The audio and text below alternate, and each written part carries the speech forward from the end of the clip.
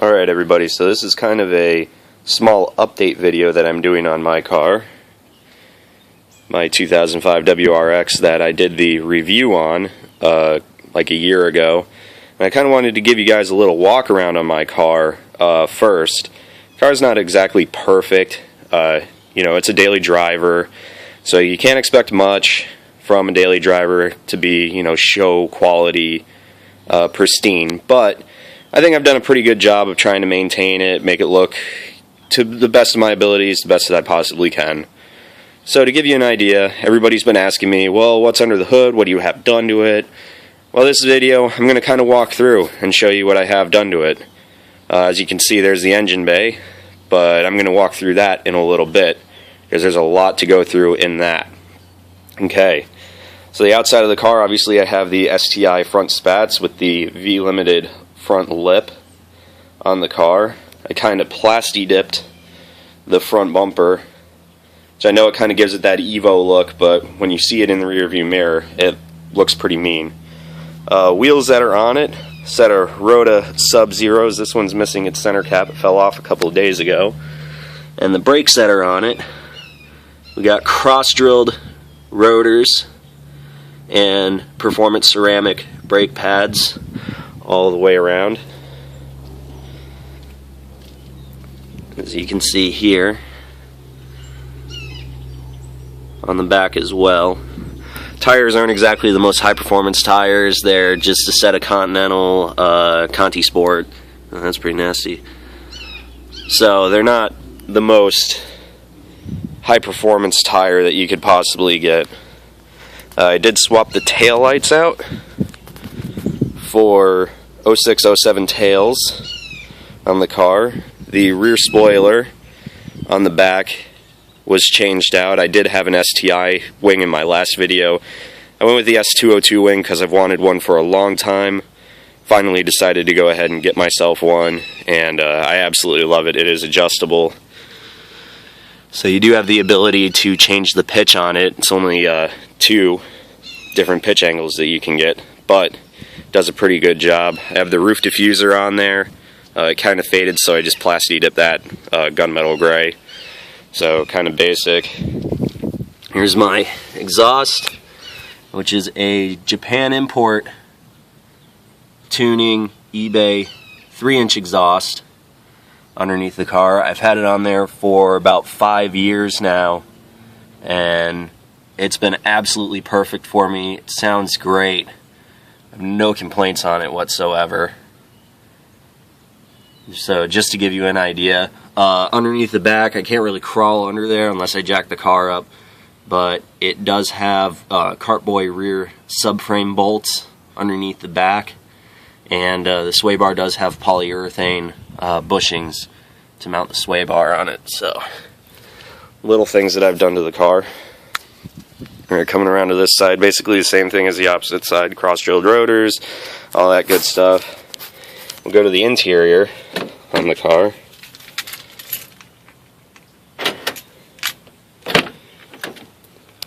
Which is a little dirty at the time. I have an old short throw shifter. Got a new air freshener, one of those Japanese squash air fresheners.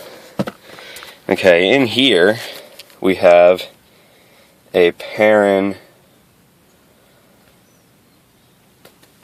short throw shifter kit with the Perrin adjustable fat shift knob on it. And just to give you an idea on the short throw shifter, see how cheap these cars are made. That's why I made fun of it in my last video. So there's the short throw shifter kit on top of your stock shifter.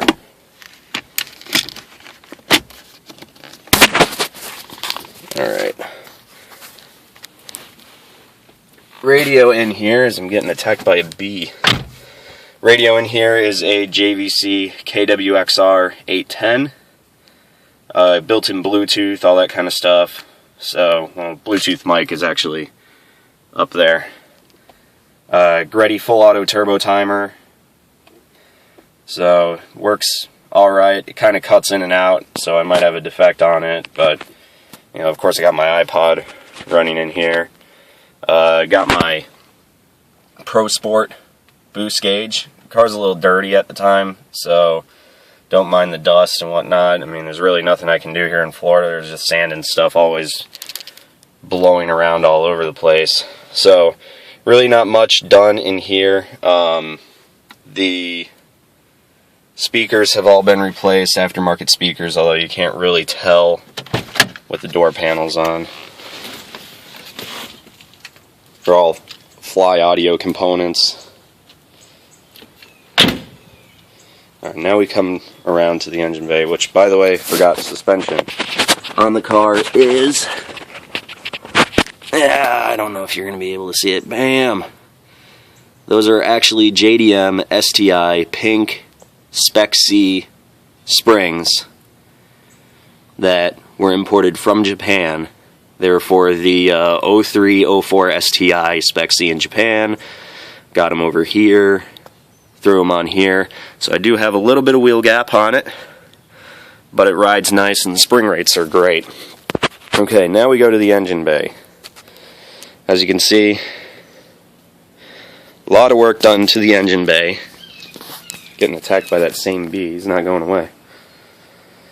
A lot of work done to the engine bay. Jesus.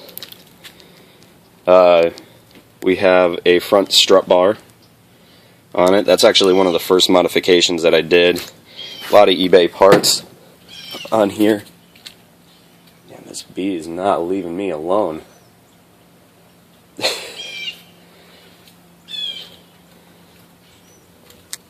So I don't dog anything that's eBay, but we have a Perrin cold air intake, Perrin turbo inlet hose. The top mount intercooler is a TurboXS top mount intercooler. Of course, I don't have any markings on it, but I do have the documentation that it is a TurboXS, so I know a lot of people are going to say, oh, it looks like an eBay.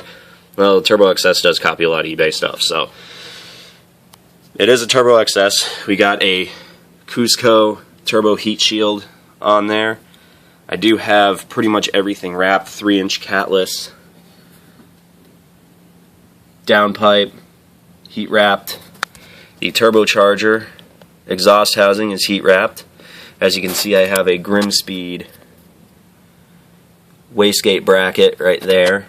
Turbo is an IHI VF39 turbocharger. The wastegate on here, if I can get a good angle of it, so it's kind of dark, but it's a Tial 38mm wastegate attached to a Grimmspeed external wastegate up pipe with the stainless steel oil feed line coming to it. Okay. We have the Grimmspeed Tool tray radiator shroud on here. We have the TurboXS Hybrid 50/50 blow-off valve. Perrin, some Perrin hoses right there.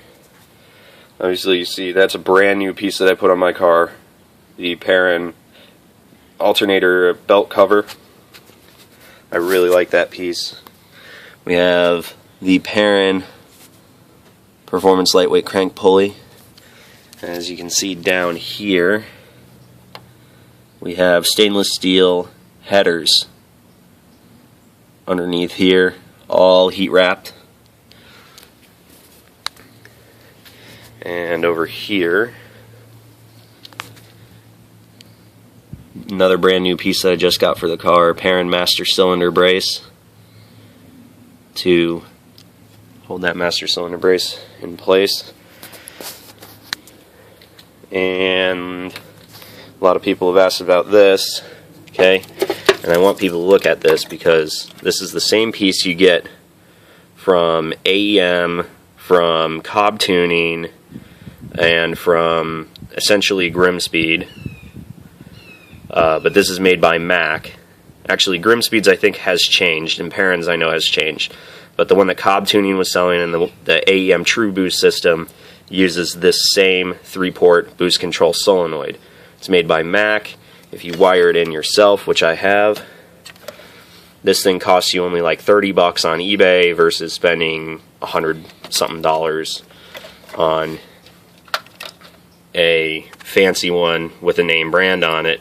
But it is the exact same unit. I mean, you can look at it. It's the same colors and everything. The specs on it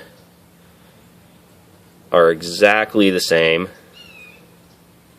as what you get with the Cobb. Only that thing cost me only like 30 bucks. So, as you can see, you can make a car with those really expensive modifications on a budget. However, some of the stuff, I do have to say, the quality of what you pay for is definitely a lot better when you go and get a name brand. Obviously, you see like a Perrin, Grimmspeed makes great products. I've just had Perrin on my car for a very long time, and Perrin makes a great product, and I love Grimmspeed's product too. Obviously, my up pipe is a Grimmspeed up pipe. I got the Grimmspeed here, got the Grimmspeed Wastegate bracket, and also for the top mount intercooler, the splitter, because obviously this is a huge top mount intercooler, is Grimmspeed's brand new Grimmspeed's brand new intercooler splitter. So got to diffuse the air to get over the top mount intercooler. And when I actually did all these modifications and I heat wrapped the up pipe, the turbo exhaust side, and the down pipe, I'll be completely honest with you, it virtually eliminated probably about 96% of the heat soak that you get with a top mount intercooler. However, this dissipates heat very, very well. So once you start moving it, it's already cooled down. But getting rid of it, you could literally reach all the way back here while the motor was running, and you still wouldn't feel any heat at all. It still felt cool, still felt like there was nothing going on. You can almost touch the downpipe and it was completely fine. So definitely heat wrapping, do the up pipe, exhaust side of the turbo, do your downpipe, virtually eliminates almost all heat soak to this, and it takes a lot longer for it to heat soak than it did beforehand. So, and I live here in Florida, never really cools down. Obviously today being December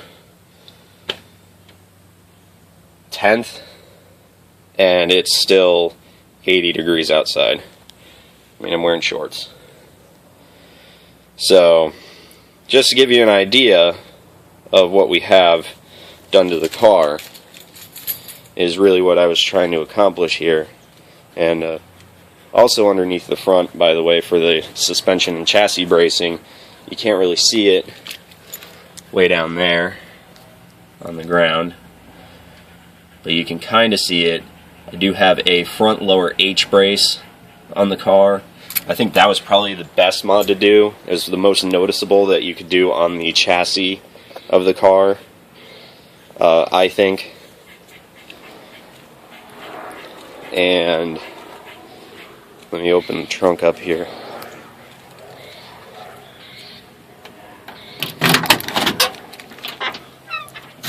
Okay, as you can see in my trunk here, I got my little toolbox. I got a little 12-inch subwoofer, powered subwoofer, fly audio, built-in amp, by the way. But I also have up here, don't mind the wires running across, those are for some speakers that I used to have mounted up there, and I just need to get rid of it. But I have a rear strut tower brace up top as well, and of course I got my silencer right there. So, just to give you an idea of what I have done to the car. The car is tuned by IA Performance out of Colorado. It is E-tuned, which is no big issue there. It is running a access port version 2, And we do have some shout outs right there to definitely give to what I have done to the car as well.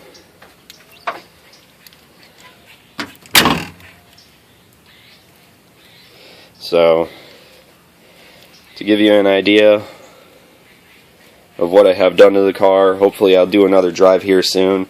If you're wondering about dyno numbers, I was actually quite impressed with what the car is able to put out. Dyno numbers were shown to have a 341 all-wheel horsepower and 293 pound-feet of torque. We did have to fix a lot of issues with vacuum lines. That is a common problem with these cars. But if it's a car that is going to last you a long time, and you're willing to put a little bit of effort into it just to maintenance it and keep everything running right, you can make it relatively quick without breaking the bank. And also, forgot to mention, the transmission has been swapped on this. I've broken way too many gears on my old transmission, so the transmission has been swapped with a 1996 Subaru Legacy Spec B twin turbo transmission from Japan. It has a 444 final drive, so it is a little bit closer gear ratio, lower top end speed, and surprisingly enough, the gas mileage has been relatively the same to what I had before. So I hope you enjoyed the video, and hopefully this will help you out with some modifications and give you some ideas on what I have done to my car and how efficiently it does run with everything that I have on it. Oh, and by the way, 565 injectors, I kind of forgot about that.